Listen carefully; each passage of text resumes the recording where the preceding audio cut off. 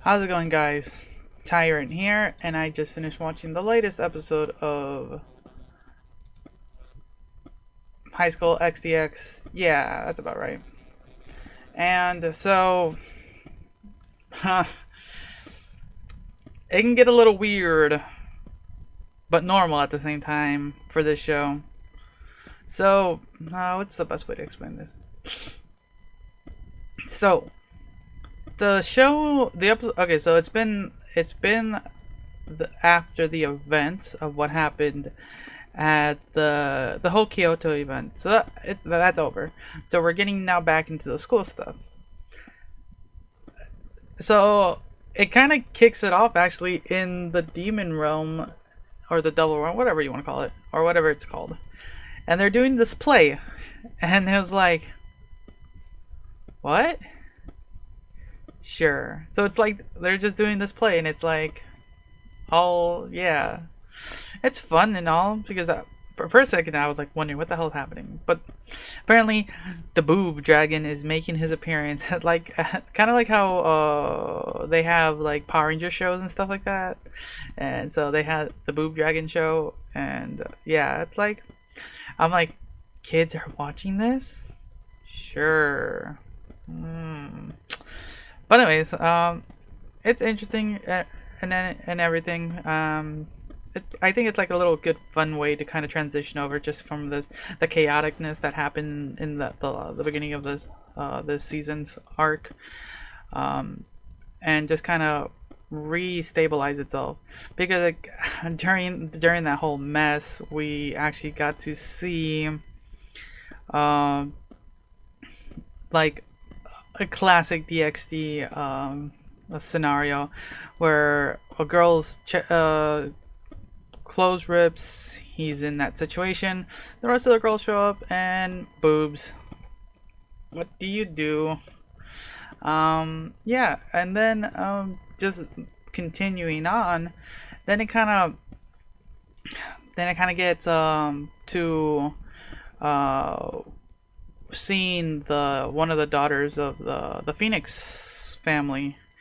I'm seeing her for a little bit. It's fun. There's a couple, like I said, there's this is a good transition over to what's gonna happen because we got a scene with her, and her trying to fit into the human school. That was fun. Then we got kind of a little bit of a little realization between Dragon.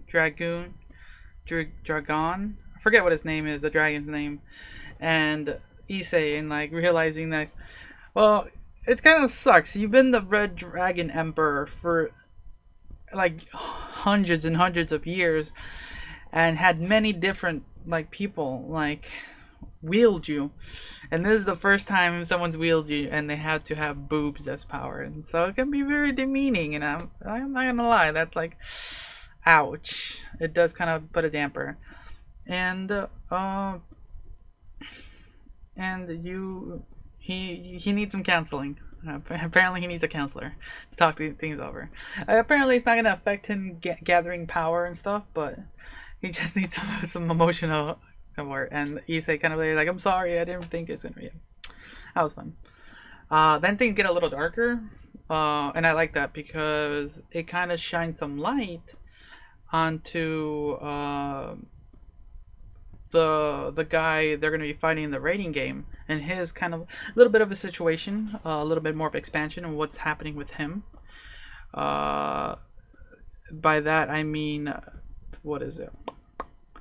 So apparently well, it's kind of hard. It's not hard to explain, but it's better if you just watch it because he had like a shitty life ish, not too shitty, but apparently a really common shitty life. And his mother contracted a very rare devil disease that kind of put her in a slumber. Kind of, let's call it the Cinderella disease, but except in putting her in a hibernation. Apparently, with this disease, you're gonna like die. So the reason Issei and Risa are making their way to this is because of Issei's booblingual ability to hear people's thoughts from their chest. Like, okay, didn't work though, and they were disappointed, but Issei got to learn about a little bit of what's the guy's name's past. And then they meet up with him, and I hope this doesn't affect. You just do your best to fight your best so we can brawl it out. And like, okay, that's cool. And I like that. That it's honestly, I'm hoping for a really amazing fight moving forward. But yeah, that's kind of my thoughts on this episode. It's like a good transition over. It's your classic stuff and everything. So yeah, I'm gonna leave it at that. So thanks again for watching. Until next time, see ya.